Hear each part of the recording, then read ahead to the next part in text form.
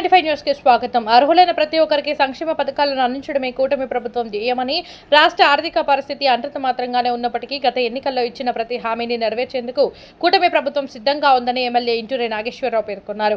మంగళవారం వల్లెటివారిపాలెం మండలం అంకభూపాలపురం పంచాయతీలో జరిగిన పెన్షన్ల పంపిణీ కార్యక్రమంలో ఎమ్మెల్యే ఇంటూరి నాగేశ్వరరావు పాల్గొన్నారు. ఈ సందర్భంగా ఎమ్మెల్యే మాట్లాడుతూ అంకభూపాలపురం గ్రామంలో గత ప్రభుత్వంలో ఎటువంటి అభివృద్ధికి నోచుకోలేదని, గ్రామంలో మౌలిక వసతులు ఏర్పాటు చేయడానికి తన వంతు సహాయ సహకారాలు ఎల్లప్పుడూ ఉంటాయని గ్రామ ప్రజలకు భరోసా ఇచ్చారు. అక్కడ ప్రజలు చెప్పిన సమస్యలను వీలైనంత త్వరలోనే పరిష్కరించాలని అక్కడ ఉన్న అధికారులకు సూచించారు. గత వైసీపీ ప్రభుత్వం లాగా సాకులు చెప్పడం లేదని, 1వ తేదీనే సెలవు రోజు వస్తే ఒకరోజు ముందుగానే పెన్షన్లు పంపిణీ చేయాలని రాష్ట్ర ముఖ్యమంత్రి నారా చంద్రబాబు నాయుడు అధికారులు ఆదేశించడం జరిగిందని ఆయన తెలియజేశారు. ఈ కార్యక్రమంలో ఎంపీడీఓ నరేంద్రదేవ్, ఎంఆర్ఓ హమీద్, మండల పార్టీ అధ్యక్షులు మాదాల లక్ష్మీనరసింహం, పార్టీ నాయకులు ప్రగడ శ్రీనివాసులు, చుంచు షా మరియు ఇతర ముఖ్య నాయకులు పాల్గొన్నారు.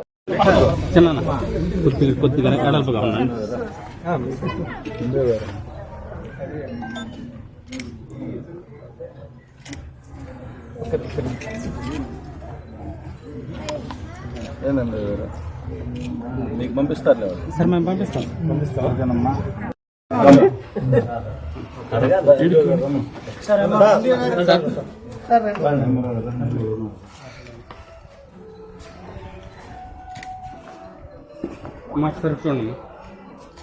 ఏం చేస్తుంటారమ్మా?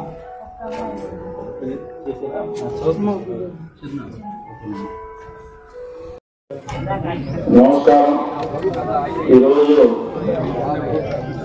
ఏవైతే పెన్షన్స్ ఎన్టీఆర్ భరోసా పెన్షన్స్ డిస్ట్రిబ్యూషన్స్ కి ఈరోజు అంగగోపాలపురం రావడం జరిగింది. ఈరోజు ఈ కార్యక్రమానికి చేసినటువంటి ఎండిఓ గారికి, ఎంఆర్ఓ గారికి, వివిధ శాఖల సిబ్బందికి, పత్రికా సోదరులకు, అలాగే అంగగోపాలపురం గ్రామ సోదరులకు హృదయపూర్వక ధన్యవాదాలు తెలియజేసుకుంటూ, ఈ రాష్ట్ర ప్రభుత్వం, ఈ రాష్ట్ర ముఖ్యమంత్రి నారా చంద్రబాబు నాయుడు గారు ఈ రాష్ట్రంలో ఉన్న పెన్షన్దారులకు ఎన్ని కష్టాలున్నా 1వ తారీఖున పెన్షన్ ఇవ్వాలని చెప్పి ఒక ఆలోచనతో ఏవైతే ఎలక్షన్ మేనిఫెస్టోలో గవర్నమెంట్ రావడంతోనే 4,000 పెన్షన్ ఇస్తానని చెప్పి అమల్లో భాగంగా ఈరోజు ఈ పెన్షన్స్ ఇవ్వడం జరుగుతుంది. ఈ రాష్ట్ర ఆర్థిక పరిస్థితులు ఎంత ఇబ్బందిగా ఉన్నా పెన్షన్దారులకు ఈరోజు ఆ రోజు వృద్ధాప్య పెన్షన్లకు 4,000, అలాగే ఏవైతే హ్యాండిక్యాప్, ఎవరైతే మంచానికి పరిమితమైన వాళ్ళకి 15,000, మామూలుగా ఫిజికల్ హ్యాండిక్యాప్ వాళ్ళకి 6,000 రూపాయలు ఎంతో పెద్ద మనసు తీసుకొని ఈ దేశంలోనే ఏ రాష్ట్రంలో ఇవ్వకుండా ఎవరైనంత పెన్షన్ మన రాష్ట్రంలో ఇస్తున్నారంటే ఈ రాష్ట్ర ముఖ్యమంత్రి గారికి, చంద్రబాబు నాయుడు గారికి పేదల పట్ల ఎటువంటి మంచి అభిప్రాయంలో మనందరం కూడా గుర్తు చేసుకోవాలని చెప్పి ఈ గ్రామానికి, ఈ శౌచాలయానికి 403 పెన్షన్లు గాను ప్రతి నెల 15,33,500 రూపాయలు ఈ గ్రామానికి ఉత్తరానికి వస్తుందంటే, అలాగే మండలానికి 2,74,68,000 ప్రతి నెల 1వ తారీఖున ప్రభుత్వంతో ఈ అందరికీ కూడా అందజేస్తున్నది ఈ ప్రభుత్వానికి ఉన్న మంచి ఆలోచన. అంతకుముందు ప్రభుత్వంలో ఎవరన్నా పిల్లల దగ్గరికి వెళ్ళి 1 నెల 2 నెలలు రాకపోతే అనేక ఇబ్బందులు గురిపడే పరిస్థితులు. ఈ రోజు చంద్రబాబు నాయుడు గారు మంచి ఆలోచనతో 2 నెలలకు ఒకసారి వచ్చినా కానీ, 3rd month వచ్చినా కానీ కూడా అన్ని పెన్షన్, అన్ని అమౌంట్ ఒకసారి కలిపి పెన్షన్ దారికి ఇవ్వడం జరుగుతుంది. అన్ని కూడా మీరు గుర్తుపెట్టుకోవాలని చెప్పి, అదేవిధంగా ఈ గ్రామంలో అనేక రెవెన్యూ సమస్యలు ఉన్నాయి. నాకు ఐడియా ఉంది, అంకగోపాలపురం పంచాయతీలో అనేక రెవెన్యూ సమస్యలు ఉన్నాయి. వీటన్నిటికి కూడా త్వరితగతిన పరిష్కార మార్గం చూపించేదానికి మేమందరం కూడా కృషి చేస్తామని చెప్పి, కనీసం గ్రామానికి గవర్నమెంట్ ల్యాండ్ అయితే ఉంది కానీ గ్రామానికి శ్మశానం కూడా లేని పరిస్థితి అంటే, ఇక్కడ ఉండే నాయకులు కూడా, మీరు కూడా గ్రామానికి సంబంధించిన మౌలిక వస్తువుల విషయంలో గ్రూపులు పెట్టుకోకుండా గ్రామానికి ఏమేమి అవసరాలు ఉన్నాయో ఆ గ్రామానికి అవసరాలు కూడా తీర్చుకునే దాంట్లో మీరందరూ కూడా కలిసికట్టుగా పనిచేసుకోవాల్సిన అవసరం కూడా ఎంతైనా ఉందని చెప్పి ఈ సందర్భంగా తెలియజేసుకుంటూ, ఈ రోజు ఈ ఉమ్మడి ప్రభుత్వం, ఈ ఎన్డీఏ ప్రభుత్వం ఒక మంచి ఆలోచనతో 70 సంవత్సరాలు దాటిన ఎవరైతే వయసు పైన పడిన వాళ్ళు ఉంటారో వాళ్ళందరికీ కూడా ఆరోగ్య సమస్యలు వస్తాయి.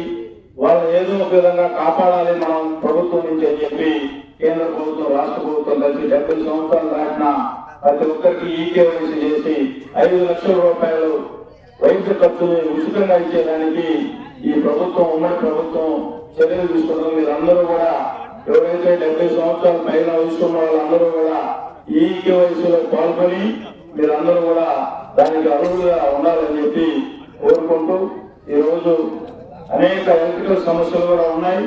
మీరు గ్రామాల్లో గత ప్రభుత్వంలో ఎక్కడా కూడా ఈ విలేజ్ లో ఉన్న సమస్యలను పట్టించుకొని పాపాన పోలేదు. తప్పనిసరిగా ఈ ప్రభుత్వం మీ అందరి కోసం ఇది ప్రజా ప్రభుత్వం అన్ని ఏవైతే మౌలిక వస్తువులు ఉంటాయో వాటన్నింటినీ కూడా క్రమభావంలో అన్నింటినీ కూడా క్లియర్ చేస్తామని చెప్పి ఏఈ గారు కూడా ఇక్కడ ఉన్నారు. ఈ గ్రామాలు ఏదైతే పోలించరు అంగగోపాలు ఈ గ్రామాలన్నీ కూడా ఫేస్ 1 ఆర్టీఎస్ లో ఉన్నాయి.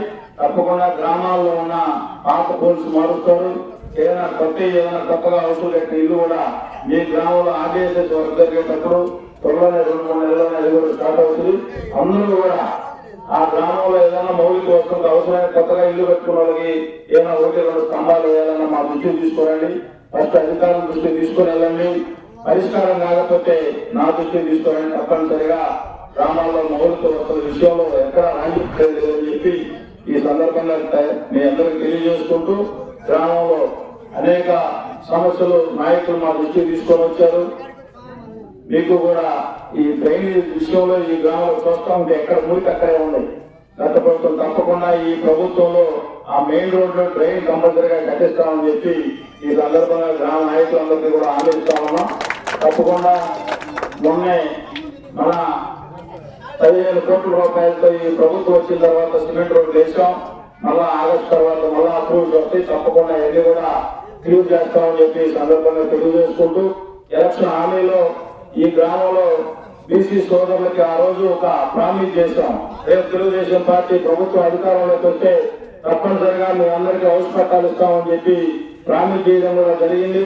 దానిలో భాగంగా ఎంఆర్ఓ గారికి ఈ రోజు చెప్పడం కూడా జరిగింది. తప్పనిసరిగా రేపు ఏవైతే కాలనీ హౌస్లు ఉన్నాయో వాళ్ళని కూడా దానికి అభివృద్ధిగా చేసి ఆ పట్టాలు కూడా ఆ బీసీ సోదరులకు అప్పచెప్పే బాధ్యత కూడా మేము తీసుకుంటామని చెప్పి ఈ సందర్భంగా మీ అందరికి హామీ ఇస్తూ మీరందరూ కూడా ఈ ప్రభుత్వం బడుగు బలైన వర్గాల కోసం మీరందరూ ఏవైతే గత రాక్షస ప్రభుత్వం నుంచి చంద్రబాబు నాయుడు గారు అయితేనే ఈ రాష్ట్రాన్ని బాగు చేస్తాడని చెప్పి మీరందరూ ఏ ఆలోచనతో పనిచేశారో మీ ఆలోచనకి ముందుకు పోయే విధంగా మేమందరం కూడా పనిచేస్తామని చెప్పి దాని గ్రామ నాయకులందరూ కూడా సహాయ సహకారాలు అందించాలని చెప్పి ఈ రోజు ఈ కార్యక్రమానికి ఇచ్చేసినటువంటి అందరికీ మరొకసారి పేరు పేరున హృదయపూర్వక ధన్యవాదాలు తెలియజేసుకుంటూ ఇక్కడ ఎంఆర్ఓ గారు ఉన్నారు, ఎండిఓ గారు ఉన్నారు, అలాగే ఎలక్ట్రికల్ డిపార్ట్మెంట్ ఉన్నారు, హౌసింగ్ డిపార్ట్మెంట్ ఉన్నారు, అగ్రికల్చర్ డిపార్ట్మెంట్ ఉన్నారు, ఆర్డబ్ల్యూఎస్ డిపార్ట్మెంట్ అందరూ కూడా మీరు ప్రభుత్వం ఈ ప్రజల పట్ల ఏవైతే సేవాభావంతో ఉందో మీరు కూడా ఈ ప్రజల పట్ల మంచి సేవాభావంతో